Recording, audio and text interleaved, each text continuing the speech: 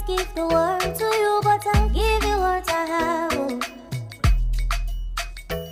Oh baby, oh, you are my angel, oh. Koduro life, me, oh. Shabby, you know, say every day I dey pray for you. Oh, in my heart, oh, there's a permanent place for you. That's why my heart is a beat like do can, do can. Cause now you are true, so I am fair, me, I don't fair. I sing for you, wanna be like do can, do can. Baby, now you are go big, oh, I am fair, me, I don't fair. Only for you, it'll be like do can, oh. I sing for you, my baby, oh. Do can, oh. Oh, fair, oh. I am fair, me, oh, you fair, me, oh. Let me say to you. Yes, I cannot wait to see you. You are the treasure I have been waiting for. Yes, I cannot wait to be with you and to be there for you because you are the reason that I live. You are the reason I breathe. You're the reason I have energy to run every day. And I tell you, these are the words in the heart of every parent, the words in the heart of every mom, the words in the heart of every father. You look into your child and you say, wow, this is my legacy. This is my future. This is my retirement plan. This is the continuation of my life. Once your genes are alive, you know a child is going to be born. Whether grandchildren, thereabout, that will begin to be what you dreamt of. You know, the only way to perpetuate eternity sometimes on this planet is to have these children. Most times, not just sometimes, because yes, that's just the way to continue, you know, the legacy of lineage. fruitfulness. Yes. So to everyone who is a parent at this time, or everyone hoping to be a parent, a mom, a dad one day, come close, you know, sit back, relax, listen to us, because this is a show for you. This is a show for that mom, for that dad, for that child, adult child, you know, because the traumas, the experiences we have in childhood follow us all through life. And so we cannot just run away from our experiences from childhood. Yes, indeed, parenting is not easy, but parenting may be tough, but it is rewarding.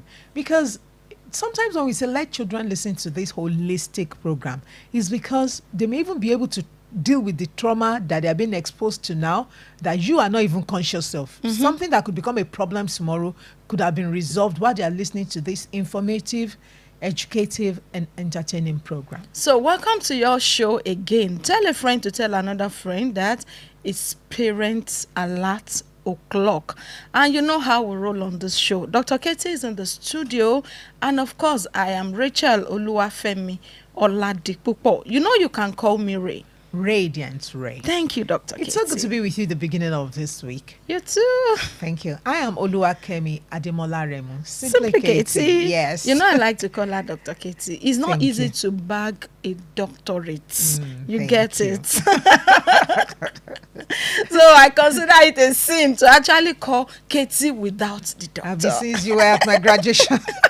Thank you. It is okay. Just Kaytee is okay. Thank Yeah. you. So welcome to your show again today. And you know, if you are listening to us for the first time, this is a show that help you connect to your child, with Yes. your child, physically, emotionally, and psychologically. This is a show that helps you to intentionally parent. You see, so many of us just parented without much guidance. But now you have the opportunity to listen to alternative thoughts so that you're not just the only one guarding that ship.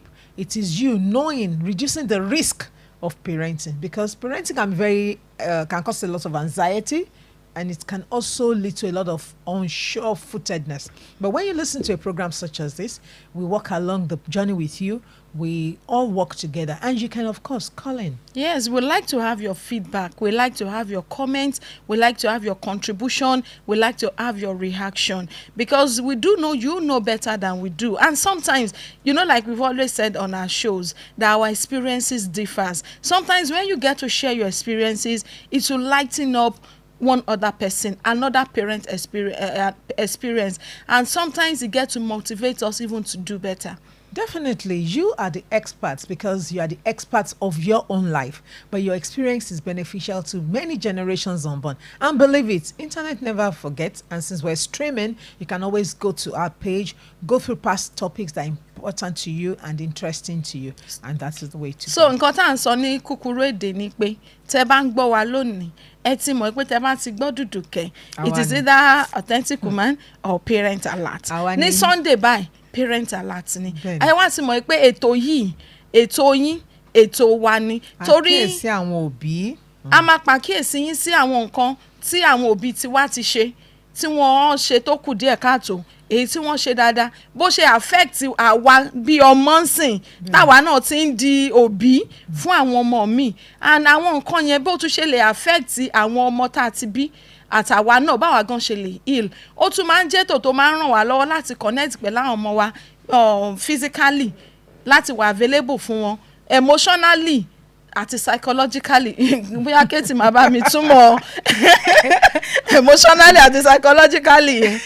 Iṣẹ́ rí nǹkan náà sọ fún wa ni pé ètò yìí ó máa ràn wá lọ́wọ́ láti rọgbà ká lè ran àwọn ọmọ wa lọ́wọ́ ṣẹ́rí àwa lọ́gbà tán máa ń ta mọ́ torí bẹ́ẹ̀ gbogbo nǹkan tá a bá ń ṣe ó máa ń ní ìtumọ̀ àdèmọ́ ṣẹ́rí kì í ṣe táwọn èèyàn bá ń rò pé àwọn òbí wọn bọ ọmọ jẹ́ tó rán máa ń sọ pé ìyá tó jẹ mí ò gbọ́dọ̀ jọmọ mi kì í ṣọ̀rọ̀ pé èèyàn fẹ́ bọmọ jẹ́ àwọn ìyá kan tó ti jẹ òbí kò gbọ́dọ̀ jẹ ọmọ táwa náà tún wá wé pé ṣé lè ló fẹ́ ta mọ́mọ́ ìgbà tí wọ́n fi wálẹ̀ tí mọ́mì wọ pay attention ṣé máa ìgbà míì tí mọ́mì tí ìyá wa sá lọ ìgbà míì tá a bá tún fẹ́ ṣe a lè tuntun ṣe jù àti wá ṣe jù láṣẹ sọ pé irú ètò yìí báyìí á ràn wá lọ́wọ́ láti tọ́ àwọn ọmọ yẹn sọ́nà ṣẹ́rí wọ́n ní èyí ìwò ìyẹn wò nǹkan tí gbogbo wa bá jọ wò gígùn ló máa ń gún kó bá a fi gún ẹ fi tiyín kún tiwa. so nǹkan la fi sọ fún yín pé lórí ètò yìí ṣẹ́rí ẹ̀yin lẹ ṣe pàtàkì jù sí wa lórí ètò yìí dídá sí yín láti pè wọlé láti bá wa lọ Facebook at Honor 103.5 FM láti lọ comment láti share láti sọ èròǹgbà tí òun ló ṣe iyebíye jù sí wa ṣẹ́rí torí tiyín láṣẹ wà ń bí so feedback tẹ bá ń fún wa tẹ bá pè wá wọlé tẹ̀yin náà bá wà nímọ̀ràn tẹ bá sọ bó ṣe rí tẹ bá sọ wòye yín lórí ẹ̀ ó máa tún ràn wá náà lọ́wọ́ láti ṣe dáadáa ju bá ṣe ń ṣe lọ. ìgbà míì gan tá a bá sọ̀rọ̀ tẹ́ bá sọ pé bẹ́ẹ̀ lórí ó máa jẹ́ káwọn ará ilé mọ̀ pé àmọ́ pé ń gbọ́ wa o ṣùgbọ́n tẹ́yìn náà bá wa sọ jáde ẹlòmíì náà tún fẹ́ sọ tiẹ̀ torí tí gbogbo bá ti ń sọ kò síbi tí èṣù máa ráyè sá sí. ayé yìí máa better. bẹ́ẹ̀ni. so lónìí the topic we are going to be discussing today is going to focus on adult children. bẹ́ẹ̀ni gbogbo wa tá a jẹ́ ọmọ bí èmi báyìí ta ní mọ́mì ta ní dádì ta ní gbogbo èèyàn báyìí bí àwa báyìí àwa ọmọ ta tún ti ń bímọ ta ti wá dàgbà tó jẹ́ pé nǹkan kan ti ṣe wá láti kékeré ẹ̀wọ̀n nígbà mi wá ní amúkùn ni ẹrù ẹwọ ṣùgbọ́n a ní àwọn òkèlè ń wò ó ṣùgbọ́n tẹlomi kì í wá ṣe nǹkan tá a lè rìn sálẹ̀ báyìí inú ẹ̀ ni ó ti ní ọgbẹ́ àdájì náà yẹn ṣé wá rí tá a bá ti wá ń sọ̀rọ̀ pé òkèlè ń wò sálẹ̀ ìgbà míì kò kì í ṣẹ̀bi wa. bẹ́ẹ̀ni kò tiẹ̀ sígbà tó jẹ́bi wa ṣùgbọ́n àtàkẹ́rẹ́ ni nǹkan ṣe wá. so òun la fi ní ká mú àwọn ọ̀rọ̀ yìí wá fún wa today we want to talk about mommy's wound. Yes, many of you have heard of daddy's wound, but now it's mother's wound. Wounds that our mothers afflicted on us. In fact, there was a time when I was watching, I said, oh, yeah, can't you gbogbo àwọn grandma yẹn gbà yẹn o, àti the great grandma to just pé kàn tiẹ̀ àwọn nǹkan tán gbà nígbà yẹn tán tolerate òun lógun táwọn ń jà lẹ́ni.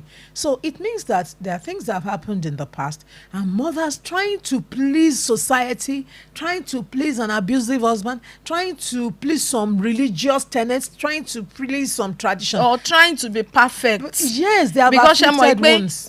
Parents just sometimes women want to be perfect, moms want to be perfect. These are the ways we do it. I'm a former show. Ọmọ mi ló tutù jù, ọmọ mi ló gbọ́n jù, ọmọ mi ló dájú. Ọmọ mi ló gbọ́ràn jù. A máa traumatize, a máa fìyà jẹ ọmọ yẹn. Bẹ́ẹ̀ni kàn bá mọ̀ kó lè gbé first in class. Ẹ̀yin náà mọ gbogbo àwọn nǹkan tí wọ́n ṣe fún yín gbogbo bó ṣe pa yín lẹ́nu gbẹ́nu sọ̀hún gbogbo bí wọ́n ṣe wà available fún tẹ́ bá wà available fún wọn máa bàjẹ́ ó tiẹ̀ tán ọ̀ Yorùbá ẹ máa dàkẹ́ bàjẹ́ ọmọ wa bá yín I need something gbogbo ọ̀rọ̀ tó bá sọ fún yín lẹ́wàá máa dá sí. sọ fún gbogbo òlu ẹlòmíì tó bá fẹ́ nà ọmọ nsìn ṣe ló máa mú jáde sáàrin agboolé tó jẹ́ pé ó ní ìgbé ọmọ ẹ̀ ló máa pọ̀ jù everyday. ìgbà míì àwọn òbí mi tiẹ̀ wà tó jẹ́ pé wọn ò lè dá bọ́mọ wí wọ́n á ní tó bá jọ fọwọ́sowọ́pọ̀ bọ́mọ wí báyìí lọ́mọ yẹn fi wá ń gbọ́n so àwọn nǹkan míì tó yẹ kán treat ní abẹ́lé tó yẹ kí wọ́n ṣe mọ̀ kán fi egun òtò lò báyìí kán fi tó tó jẹ́ pé ẹ̀yìn àgbà náà mọ gbogbo aṣọ kọ́ ni wọ́n máa ń sá bọ̀ ẹ ti wá mọ̀ pé tó bá ti di ti mọ́mì yín gbogbo nǹkan tẹ́wọ́ ṣe bá tí wọ́n bá ti sọ fún gbogbo àwọn ọ̀rẹ́ wọn gbogbo. tí wọ́n bá pariwo lé yín lórí there was a time one of my classmates in secondary school I was scared, you know. She told me that anytime she went home for a holiday, her mother would use egg to test her virginity. Mm-hmm. She was in a girls' school, and you know, I was so scared. I couldn't believe it. And even their parents, moms that will remove the girls' underwear to smell it, to perceive it. So these things traumatize your children. Yes. So the problem with childhood trauma now, and the reason we want to discuss this is that it often follows us throughout our adult life. Unfortunately, we may even pass it on to our children as legacy. Bí ya mi ṣe train mi nìyẹn, kò ní ó jẹ́ kí n ṣe bàjẹ́, and then you now pass it on to the next generation and generation until we come to a generation that will lose their mind simply because of your methodology. This emotional baggage in many cases stems from unhealthy relationship with our parents. We tend to be and who tend to be our primary caregivers. Yes, you know, some of you were first children and you were actually parenting at a very young age. Yeah, and you know, sometimes the relationship we have with other people is a reflection of the kind of relationship we have with our own parents. Oh, definitely, because they are the primary caregivers. They're the ones that teach us what is right from what is wrong. So many times we have not gone out to mix with other people. There are so many things we do that we don't even know is and bad. They are also our mirror.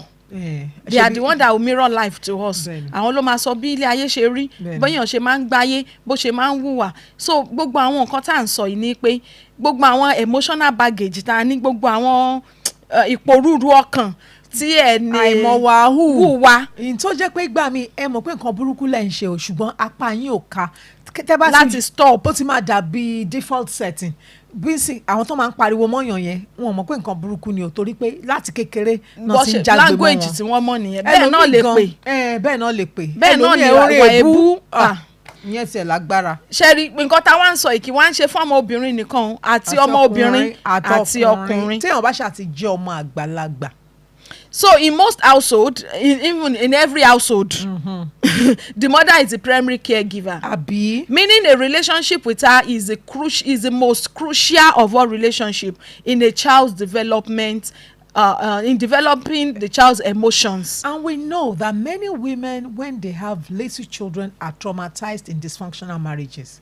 So it means that if the woman is not happy, she's always sad. The child will always look to a sad face. Sometimes some women cry breastfeeding their own babies. So it means that the emotional stability of that child is tampered with. And we also need to note this, that children are not responsible for shaping the dynamics of this relationship. Yes. The imbalance you are experiencing at this time, what you experience from your mother, we are saying to you, it is not your fault. It is not your fault as at today. But after this program, if you don't change, we don't choose our parents, but we don't have to repeat their lives. So if you don't change after you have information, then you are now contributing to the problem. And that is why today we are going to point out how you can heal from these wounds. From these wounds. Every wound needs healing.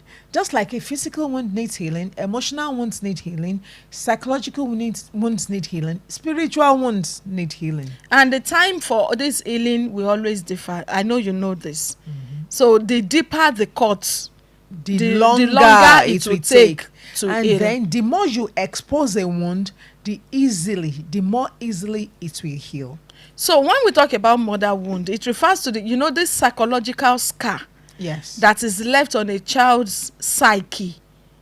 And sometimes because of the emotional things your mom couldn't do for you, they couldn't be there for you. Sometimes the child is being abused, whether àgbàlagbà kan, uncle kan, or èèyàn kan tó wá kí wọn, amegba afẹ́ fi nà ọmọ yẹn lójú ìyẹ́ tí mọ́mí ẹ̀ ò tẹ̀ ní kò ní lè sọ̀rọ̀. and ṣé mo ìgbà mi ó lè jẹ́ due to the shortcoming and external circumstances around your mom too. Yes, because especially tó bá ti já àwọn in-law mọ́mí yín àwọn uncle yín àwọn aunty yín náà pé ọmọ ló lè just such things happen and your mother could not stand up to defend you. and ìgbà mi tó máa tún ní ẹ má ọmọ ìkéré ò ṣe é defend o tẹ bá defend ẹ ń bàjẹ́ ni o ṣé mo gbogbo àwọn kinní yìí over time àwọn trauma yìí ó máa ń accumulate ó máa di pé tá a bá dàgbà nǹkan tá à ń sọ fún wa ni pé ṣe rí àwọn emotional needs táwọn mọ́mì wa ò lè fún wa. ìkíní support. ìyá mi kò họ́ọ̀gì ọmọ ẹ̀ rí ẹ̀yin tẹ́ ń gbọ́ wa lónìí ṣe rántí bóyá mọ́mì yín họ́ọ̀gì yín rí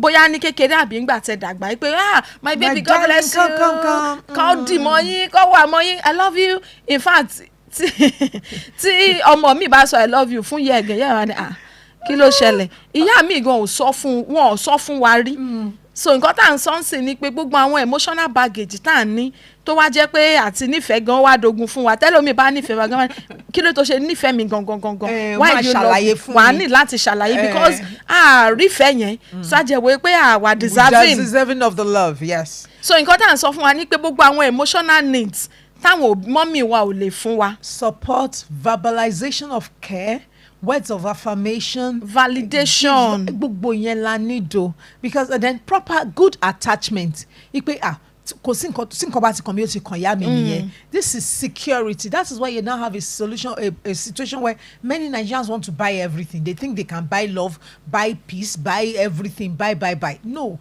these things are given by parents. They are not for sale. And the thing is, when it comes to parenting, we cannot even give this responsibility to somebody else to do for us.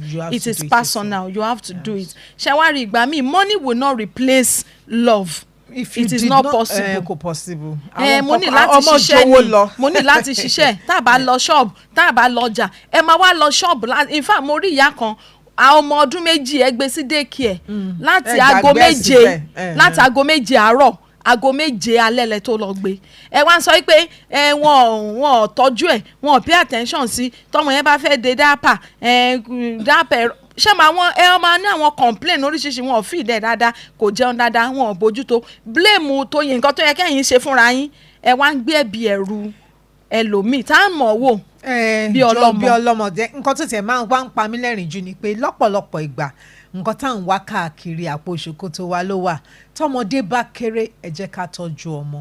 so nǹkan tá à ń sọ fún wa ń sìn ni pé ṣe rí àwọn attachment kan wà tó yẹ ká rí látọ̀dọ̀ àwọn òbí wa bí Kaytee ṣe sọ fún ẹ pé àwọn support emotional support àwa náà ti ń replicate the same thing òun là wá fi ní ká ọkọ̀ heal tá a bá jẹ́ identify problem a lè solve ẹ̀ láyé a ní lè solve àwa náà tún máa repeat ẹ̀ a tún máa repeat ẹ̀ lọ. ṣé ẹ̀dẹ̀ rántí pé gbogbo àwọn ọmọdé ló máa ní I will tell my daddy for you nǹkan tó máa ń sọ nìyẹn I will tell my daddy for you meaning was gbogbo èèyàn fẹ́ ẹ̀ tán máa fẹjọ́ sùn including bàbá wa tó ń bẹ lọ́rùn. yes that is why many people pray. They are traumatized. They will go to God. I will report you to God. Because everybody needs a father, whether father in heaven tó lè lọ sábà tó máa lè lọ bàtà lọ fẹjọ́ ọ̀tá sùn. everybody ló ní ìdí mọ́mì tó máa gbé oúnjẹ ṣẹ́mu tó máa dáná fún tó máa ní yá this is your food ó yá jẹ.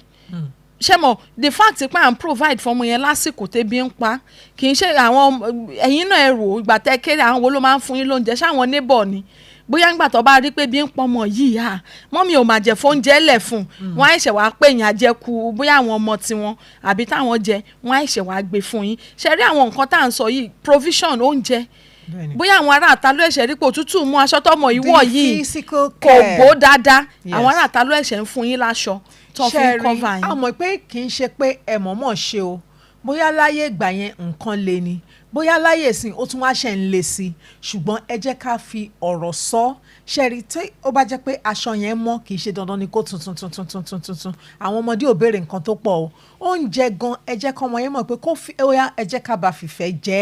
ṣẹ́jẹ̀ wá rí èyí tá à ń sọ yìí kì í ṣe pé kẹ́ lè lọ parent mọ́mì yín kì í ṣe pé kẹ́ lè lọ change ṣẹ́rí ní business láti change mọ́mì yín. ara yín lè fẹ́ change. she is who she is already and you cannot even parent her. kì í ṣe mọ́mì nǹkan tẹ́ ṣe fún. she has her own mother. ẹ wo ẹjọ́ it is about us. báwo la wa ta okay ká wá mọ̀ pé signs very quickly we'll go on this commercial break, and after this time we'll talk about signs to know that èmi o tí mo sọ̀rọ̀ yìí mo wà traumatized, mo ní mommy's wound, ẹlòmíì father's wound ni a máa sọ yẹn ní episode mi. So we'll go on this quick break, and after this time Parent Alert continues. I sing for you, wanna be like you, baby, now you are go pick up, I am What's this? On 103.5 FM. Imagine having the freedom to work, play, and connect without interruptions. That is what fast internet means to us. At Highword Networks, we are passionate about delivering super fast, unlimited internet that is 6 times faster than the competition. Whether you're working from home, running a business, or streaming your favorite shows, we've got you covered. A reliable internet and 24/7 customer support ensure you stay connected always. So what are you waiting for? Join the iWorld Networks family today and discover a seamless internet experience. Call Jeffrey on 081 3058 9466 or visit our website www.iwn.ng to get started. iWorld Networks, connected possibilities. Ming saw it, in goes De Bruyne. Kevin De Bruyne! Number one! From the brink of despair, elation! From catastrophe, cacophonic joy! The stuff of stellar champions. That's why... Get ready for the most exciting hour of your week. It's time for Sunday Night of Football. Every Sunday from 9 p.m. to 10 p.m. We're bringing you all the action, drama, and expert analysis from Nigerian Premier Football League, English Premier League, the Spanish La Liga, the French League One, Italia Serie A, and the German Bundesliga. Whether you're cheering for your favorite team or just here for the highlights, we've got you covered. Don't miss the Pulse of Football with in-depth breakdowns, live score updates, and exclusive interviews. From the line-breaking passes to the game-winning goals and VAR controversies, we're right here with you, bringing you all the highs and the heart-grounding moments of the game.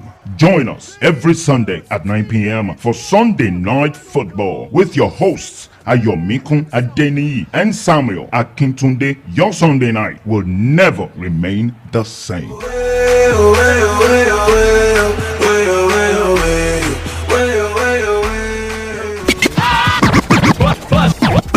What's this? On 103.5 FM.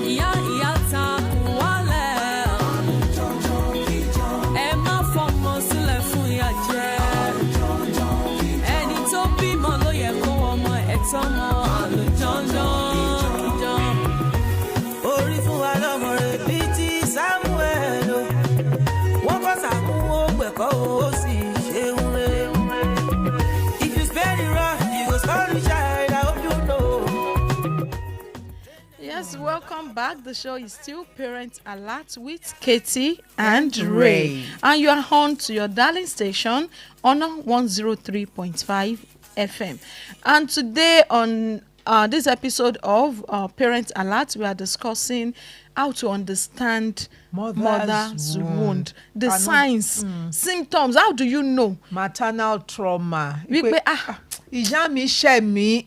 Ẹ wo kì í ṣọ̀rọ̀ pé dáríjì mi. Àjẹ́ kì í sọ dáadáa, kì í pay attention gan sí. Kásẹ̀ tó bẹ̀rẹ̀ sí ń sọ gan. Láti di dáríjì mi kì í ṣọ̀rọ̀ ọ̀rọ̀ pé kí ló wá ṣẹlẹ̀ sí mi lẹ́yìn nǹkan tó jú mi rí tí ìyá mi mọ́ fi mí sílẹ̀ tó jẹ́ kéèyàn máa nà mí lójú wọn. So àwọn sọ pé a mother's presence ọmọ ní tí ìyá ọmọ bá kú ìyá ńlá ló máa ń jẹ ọmọ. Bẹ́ẹ̀ni o, in fact ṣe òun ló fi jẹ́ pé ọ̀pọ̀lọpọ̀ tí ò ní ìyá máa ní torí mi ní mọ́mì ni but ìtàn sọ yìí àwọn tó ní tí wọ́n wà present. tí wọ́n dẹ̀ wà present tí wọ́n nípa ṣẹ́rí ẹlòmíì ṣojú àwọn ọmọ púpọ̀ sí náà máa sọ pé ṣojú ìyá wọn ni wọ́n ṣe abuse àwọn. Bẹ́ẹ̀ni. ẹni tó rape wọn wà around ìgbà tí wọ́n jẹ́ rape wọn kí ni mọ́mì wọn ṣe sí. wọ́n ń wò ni. mọ́mì wọn ń wò. So a mother's presence is a powerful thing. It has the strength to uplift and inspire. And also the potential to damage a child. So mothers must be present physically, emotionally, mentally, and they must put their mouth where their heart is, because obi means how pé àbí ikunmule baálé àrí gbọ́dọ̀ wí tẹ́ bá wí tẹ́ wá na ọmọ tó gbé kun lé mú ṣé kí lẹ rò pé ń ṣẹlẹ̀ sọ́kàn ọmọ yẹn. Ajẹ́ ti sọ fún wa tẹ́lẹ̀ pé but òní ìyá fẹ́ focus lórí àwa tá ti experience ẹ bá ṣe lè heal. Báwo la ṣe máa mójútó. Because ká má lọ sí tiwa ń sìn àwa ti because táwa bá ọkọ understand pé mo ní kinní ó máa ràn wá lọ́wọ́ láti heal. When the mother is emotionally unavailable, critical or not attuned to the child's need, àti sọ́lẹ̀ kan ìyá tí ó mọ̀gbà tẹ́bí ń pa ọmọ, ìyá tí ó mọ̀gbà tó yẹ kó wọṣọ òtútù fọmọ, ìyá tí ò tiẹ̀ bìkítà ìgbà tó máa sanwó skul ọmọ. Ìgbà tó ọmọ tó tẹ̀ dorí kodò tí ó ń ronú tí ìyá ẹ̀ mọ̀ pé inú ọmọ yìí ò dùn ni tí ò béèrè. Ọmọ mi máa fara pa egbò yẹn máa ti wà lẹ́sẹ̀ for days. Ìyá ò ní mọ̀ pé ó lè gbò. Tí ìyá ẹ̀gan ò ní mọ̀ pé ó lè gbò. So nǹkan tá à ń sọ fún wa ni pé when the mother is emotionally unavailable, àwọn nǹkan tó máa ń ṣẹlẹ̀ sí ọkàn ọmọ ṣẹ́rí ọgbẹ́ ilé ọkàn ló máa ń wà o. And being able to recognize and heal childhood wounds can be a challenging process. Yes. But it is possible. Àtùpà orí ìdí ààrẹ. So ṣùgbọ́n tó máa gbé àtùpà sókè nígbà míì á rí shadow, so we'll be able to attend to the pain. So la fi sọ fún wa pé tá bá ti understand the wound yìí ó máa rọrùn fún wa láti rí healing, ó máa jẹ́ rọrùn fún wa láti ṣe nǹkan tó dáa fúnra, láti focus lórí ara wa, because earlier we told you that it is not about being perfect. No, it is not about saying going back to your mom. Láti it is about tracing no, it. No, láti lọ teach mọ́mì yín. Redress. Mọ́mì mi ṣé dáadáa ṣé wọ́n ṣe máa bí ọmọ tuntun ni. Èmi ò mọ̀. Ó ti ẹ fi yálẹ̀. Ẹ fi mọ́mì lẹ̀. Ẹ̀yin gan ni kẹ́ ẹ jẹ́ ká focus lórí ara wa. So over time, pattern in thinking ó máa affect the pattern in thinking wa, interpersonal relationship wa, and point to a maternal trauma that needs to tend to. Tó bá ti jẹ́ pé gínigíni yín ó ju gínigíni lọ, perfectionism tí wọ́n bá fi kí ló dé tó fi gbé kúrò ń bẹ̀, kí ló dé tó fi gbé sí gbogbo káyọ̀ máa gbọ̀n yẹn, ó fi hàn pé nǹkan kan ti ṣe yín kékeré tó jẹ́ pé ọmọ ọkọ mú kọ́ọ̀pù lásán ó kàn fi sórí tébù ní ariwo yẹn ti pọ̀ ní bóyá bọ́ bàtà síbi tí ò yẹ kó bọ́ sí ẹ̀yin náà ti wá ń kanra ẹ ti wà sensitive gan, nǹkan kékeré ẹ ti ń pariwo ẹ lè control temper yín mọ́. Ẹ̀wọ̀ ti wá pọ̀ jù tó jẹ́ pé ẹ̀wọ̀ ẹlòmíì tó bá fi gbé ta báyìí gbogbo ara lẹ́kẹ̀jì ló máa mọ̀ pọ́n tún ti bẹ̀rẹ̀ láàárọ̀ yìí o. Ìgbà míì gan ọmọ tẹ́yìn wá bí ọmọ míì gan ò ní fẹ́ kẹ́ ra aṣọ fóun aṣọ tuntun fún because ó mọ̀ pé aṣọ tuntun tẹ́ ra fóun yẹn wàhálà tuntun ni. Ray, you're so right. Do you know many children would not want to even take anything from their parents because ẹjọ́ tó máa tẹ̀lé. Wàhálà ó lọ mú bàtà mọ́mì. Ó wá wọ̀ ẹjọ́ ò ní tán because ẹ ṣáà máa wà to the extreme. Bẹ́ẹ̀ni. Ẹ máa wà perfect to the extreme. Owó ti ẹni problem. Ṣé o mọ iye tí mo ra bàtà yẹn? Ṣé o mọ iye tí mo ra aṣọ yẹn? O máa dúró ìyà tó jẹ mí kí n tó rí bàtà yẹn rà fún ẹjọ́ iye sínrègùn. So ṣé wàá rí kò ń ṣe fault yín nǹkan tá a fẹ́ call attention yín sí mommy's wound nìyẹn. Aláwọn wà yẹn. Tí mọ́mí ò bá ṣe fẹ́yìn. Ṣó yẹ kẹ́yìn náà kẹ́ ẹ ṣe fọmọ. Ẹ̀yin wọ́n máa ṣe by default ni wọ́n mọ̀ pé nǹkan táwọn tẹ̀yin ẹ̀yin ń sìn yẹn mọ̀ pé nǹkan tẹ̀yin gan ṣe ò dáa because by default bó ṣe fẹ́yìn nìyẹn. Lẹ́yìn náà ṣe reflection yẹn lẹ tún pass. Ṣé o rí ìyá mi tó bá nà mí báyìí gbogbo ara mi ló máa lé so tèmi náà bá gba ẹ mú kò bá rántí apá yìí ìyá mọ́ mi ìmí ò ló dá sí mi fún lára. mi. So another thing, the lack of self-confidence. Yes. ọmọ tó bá ní mommy's wound kò kí ní confidence. kò kí ní kò ní confidence. gboyà. ṣẹ́rí courage confidence wọ́n jọ ń rìn ni o. ṣẹ́rí tẹ́ bá ra àwọn tó jẹ́ pé kò sí nǹkan tó ga jù tán lè náwó sí tán máa lọ fò tán máa lọ máa sáré tán máa lè ṣe nǹkan ńláńláńlá torí pé wọ́n ní confidence. wọ́n ní ọmọ tí ò bá níyà kì í dé gbó ẹ̀yìn. so tẹ́ bá ti rí ọmọ tó lè gbó ẹ̀yìn tó wọ́n pé tí n bá délé mọ́mí máa bá mi nọ́ọ̀sì ẹ̀ confidence kan máa ń wà nínú ọmọ tí ọmọ tí mọ́mí ẹ̀ wà available tó máa ń ṣe because ó mọ̀ pé kò sí bó ṣe lè rí when I get home my mom will take care of it. my mom will take care of me. so ọmọ tí ò níyà ìdégbò ẹ̀yìn owó yẹn ni pé ọmọ tó bá ti mọ̀ pé mọ́mí òun ò wà available. òun ò níyà.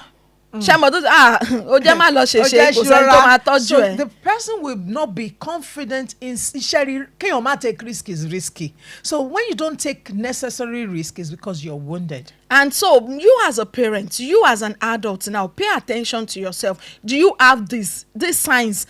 Are you paralyzing perfectionism? That means you don't take risks at all. Before you move your leg, as you've sought everything possible. You are just averse to taking risks. And you as a person, do you lack self-confidence? Yes. Do you know what you look like? Sometimes your mirror does not even, some people have looked in their mirror, they look beautiful, but they need people to keep validating. It is lack of self-confidence in relationship. And sort of the adults insane. Okay, lack of self-confidence. Why do you love me? Love me. Explain to me. Why did you choose me? Why shouldn't they choose you? Shemo, tell me about nice because we lack and we'll be confidence suspicious. In ourselves. So and self-sabotaging patterns in my wa. Yes, lagbara.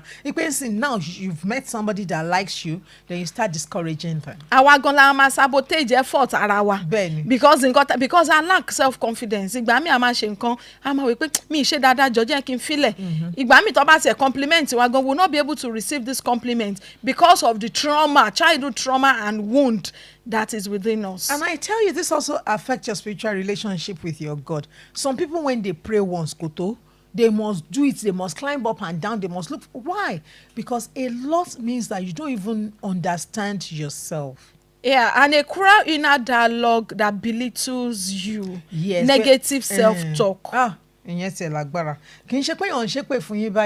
It is you doing it to you. And this thing has led to a lot of troubles. You see some people, they want to show their bodies, they want to expose themselves. You'll be wondering, what is the problem? They just want to make a point. They just want to show the world. They just want to, because they don't even know whom they are. They don't have confidence in themselves. And let me do the extra. Like me. So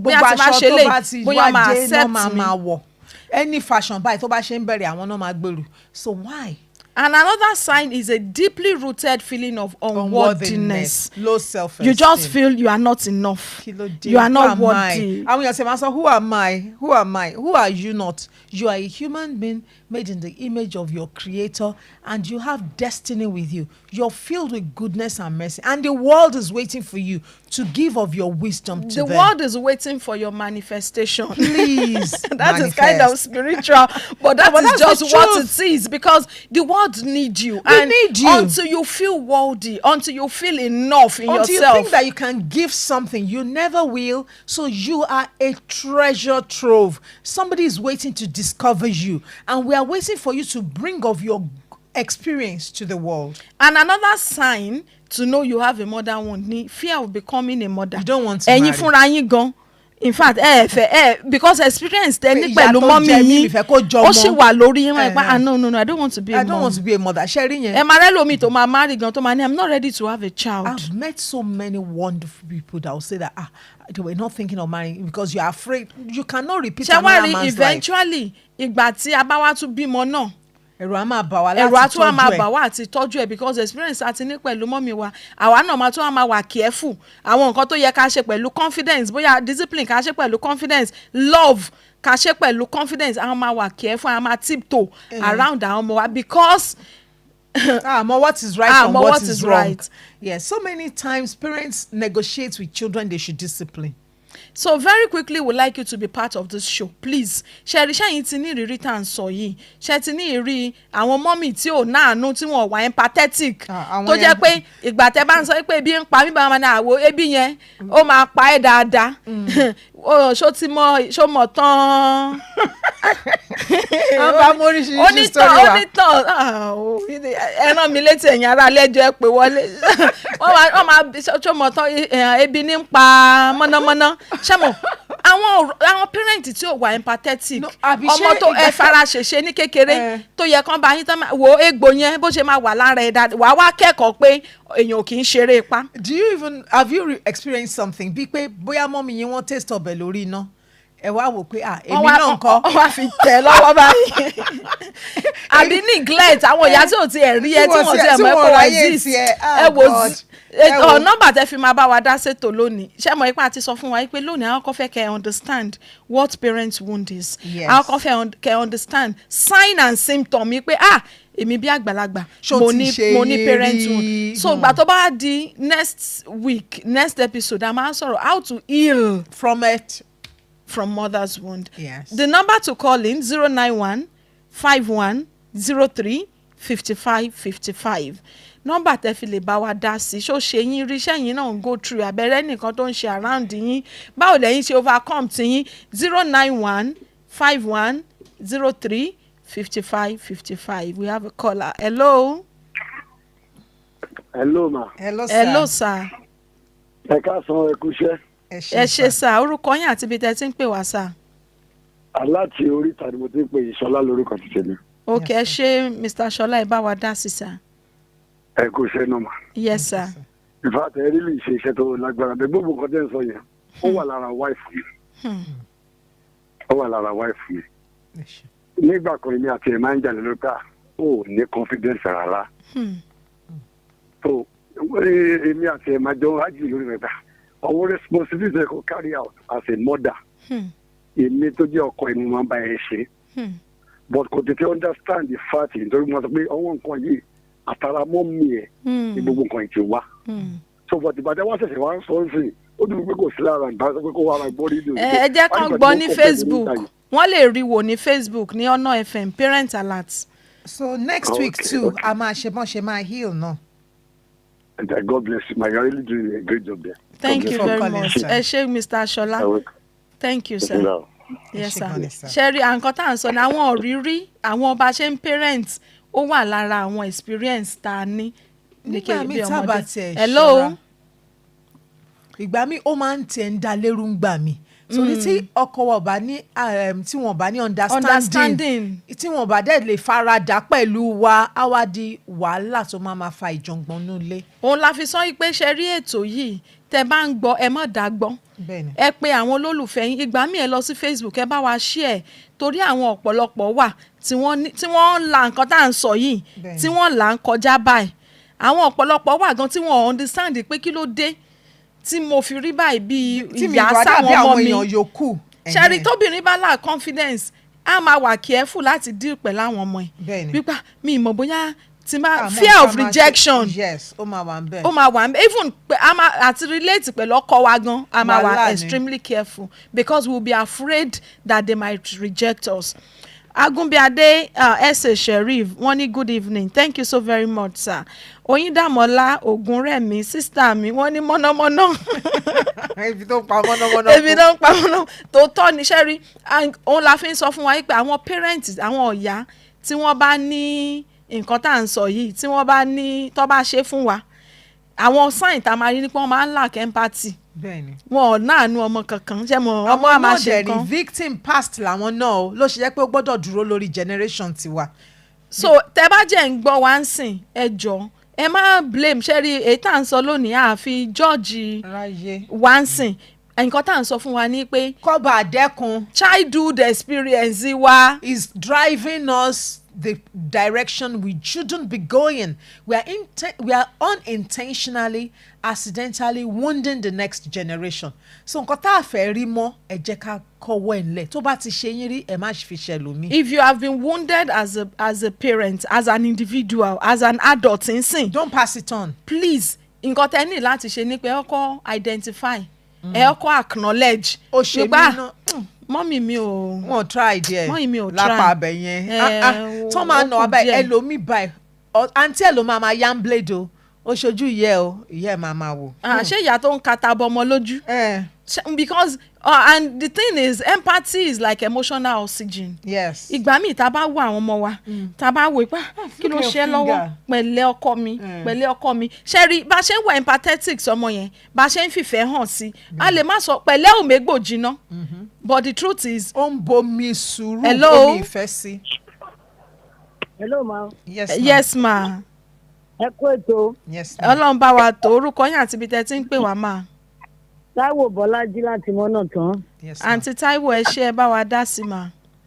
inú mi dùn pẹ̀lú ètò yín yìí the Lord will continue to help you. amen. ìtàn ẹnìkan tí mo rí tó ṣojú mi ọwọ́ ọmọ ẹ̀ ọ̀tún àbílẹ̀ torí pé ó yọ ẹran jẹ nínú ọbẹ̀ ó dẹ̀ ti ọwọ́ márààrún yẹn bọnú ọbẹ̀. jẹ́ lórí iná. bẹ́ẹ̀ ni lórí iná ọwọ́ yẹn di mèkútúrú. at the end of the day correction tó fẹ́ mú jáde ìparun ló padà wọ́n sí.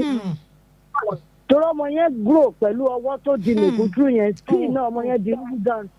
mẹ nǹkan tó máa ṣẹlẹ̀ nìyẹn. torí yẹn ló ṣe sí. ẹ̀yin náà worú nǹkan báyẹn. So I like your program. The Lord will continue to help you. Amen. Thank you, ma. ẹ ṣé púpọ̀ ma Mrs. Taiwo láti mọ́nà tán àbí. ẹ wo ìgbà mi ta bá gbọ́ nǹkan mi ṣé mo pé ń sìn báyìí. ó máa ń dẹ́rù bà wá gan. ṣùgbọ́n tí àwọn èèyàn bá ń ṣe lọ́wọ́ wọn nímọ̀ nǹkan táwọn ń ṣe o. Kaytee ẹ rántí pé mo sọ fún yín the other time pé mo rántí ìgbà tá à ń dàgbà ìyá tó fi ata ṣe rí each time tí bá ti ń rántí experience yẹn ẹ̀rù ajẹ̀ tún máa dá mi bà. Yes. Hello. ẹ máa kú iṣẹ́ o. ẹ wo Ọlọ́run bá wa ṣe o. onírẹ̀yìn lágbára Ọlọ́run. àmín mà. ẹ pẹ̀lẹ́. yes ma. Olúrẹ̀mí Adérẹ̀mí láti Ilé-Ifẹ̀. ṣé ẹ rí à ń sọ̀rọ̀ dáadáa next week lágbára Ọlọ́run. ṣé ẹ rí ẹlòmíì náà wà irú àwa báyìí àwọn tá a máa advice pé nítorí ẹlòmíì ìpè ní fọ́ọ̀mù ẹ̀ láàárọ̀ ìpè ní lọ́sẹ̀ ìpè ní. mo ní èèyàn ṣàdúrà gan kò tí ì gbà. atọ́nbẹ̀lẹ̀ pé ẹlòmíì gan wọ́n bí ọmọ léèrè gan pé kí lórí kí màmá ẹ̀ àbí kí lórí kí àwọn ọmọ ẹ̀ oríire ló ń pè ká má sọ kejì. tó di àfọ èmi ò mọ báwọn èèyàn ṣe ń ronú ṣóyè yín bẹ́ẹ̀ yẹn ayé ń gbàdúrà gan fọlọ́run kò tí ì gbà ká tó sọ pé bóyá pèlè yẹn á fi máa sin ọmọ. ẹlòmíì dẹ̀ instead kéèyàn go straight ibi tó ń lọ ẹ máa lè dá sí lára ẹ bá dá sí lára kò ní tó. àdé màmá bẹ́ẹ̀ ni mo dà bẹ́ẹ̀ bá wo àwọn mọ́jú ní ẹ̀mẹ̀ẹ̀mẹ̀lẹ̀ èèyàn ń wo kinní kan ẹ bá wo mọ́jú Ọlọ́run má jẹ́ kójú èèyàn gan fọ́ àbí bẹ́ẹ̀ ni tó bẹ́tà kéèyàn lọ straight nǹkan téèyàn kúkú fẹ́ kó ṣe àbí òye yín bẹ́ẹ̀ ni ẹ ṣé gan ni kò ní rẹ̀yìn lágbára Ọlọ́run ẹ ṣé púpọ̀ mọ́mì tẹ́ bá wa dá sí àmín lágbára Ọlọ́run ẹ ṣeun mà. ẹ ṣé púpọ̀ mà tẹ́ bá wa dá sí mọ́mì Olúrẹ̀mí Adérẹ̀mí láti Ilé-Ifẹ̀. Oyíndàmọ́lá Ògúnrẹ̀mí well done my sisters thank you so very much. wọ́n ní Oyíndàmọ́lá Ògúnrẹ̀mí wọ́n ní it is a trend actually a victim needs to heal from it. òun la fi máa mú version how to heal wá fún wa next week. Hello. Yes. Okay, we lost that. You can nílé gbé pé kankan mọ́ but nǹkan tá a fẹ́ sọ fún wa ní pé ẹ̀yin òbí tẹ́ ń gbọ́ wa lásìkò yìí ẹ jẹ́ ká understand especially ìyá ẹ jẹ́ ká understand pé emotion nǹkan tá a bá ṣe express emotion fún ọmọ ó ní í ṣe pẹ̀lú bí ọmọ yẹn bó ṣe máa rí and understand your presence in the life of your child. Know that you are very important. torí ń gbà mí a máa rò pé kíní kan ń ṣẹlẹ̀ nǹkan tí ò bá sí mi ń bẹ̀ yóò dàgbà yóò ibi tó ló bá fẹ́ dé ó máa dé. the child needs you. ẹ jẹ́ ká understand bí mọ́mí Adérẹ̀mí ṣe sọ ẹgbọ́n máa ní ó wà lára ẹ̀ wàá máa bá ń bẹ̀ ẹ jọ your presence in your child life is a strength important. And that strength can uplift that child it can inspire that child. ṣé wàá rí absence yín náà bẹ́ẹ̀ bá ṣe remove ara yín kúrò ń bẹ̀ tẹ́ wà empathetic tẹ́ wà loving ọmọ ṣe wá jí ẹran ṣe wá di nǹkan tí a paralyze ọmọ for life sí. ọmọ yẹn ṣẹ́rí trauma yẹn except ọmọ yẹn go through therapy. tó bá ṣe ń wo ọwọ́ yẹn ló máa rántí ìyá yẹn. ló máa rántí pé kó ṣe ọ̀tá wọn ní jàǹbá. àní mi tí wọn ò fata sí lójú ti máa ń rántí experience àwọn neighbor wa tó fata sọ́mọ ẹ̀ lójú ara mi yìí máa ń. ẹ̀rù yìí máa ń bà mí pé kí ni ọmọ yẹn máa turn out láti jẹ́ ojú àánú ẹ̀ ti fọ́. ẹni tó bá tiẹ̀ lè fata sọmọ tiẹ̀ lójú Ọlọ́run má jẹ́ kó jẹ́ pé kíní ló máa fẹ́ sí tójú tẹ̀ lómi. So to everyone who joined us on this show, I want to say a very big thank you for being part of this show. We appreciate your call. Mr. Shola, Mommy, tí wọ́n pè wá láti Moniya, Mommy Taiwo, right?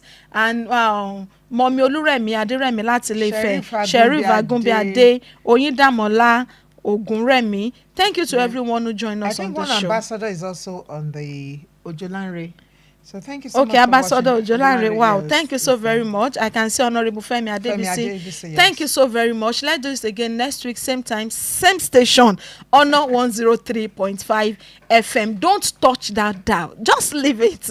Lot is coming that would help you. I am Rachel Oluwafemi Oladipupo. I am Oluwakemi Ademola Remu saying, please listen up next week for the healing side. And in case you don't know, Kaytee Okun Ekiti is coming just after this time. Stay tuned. Ẹ má fọmọ sílẹ̀ fún ìyà jẹ. Ẹni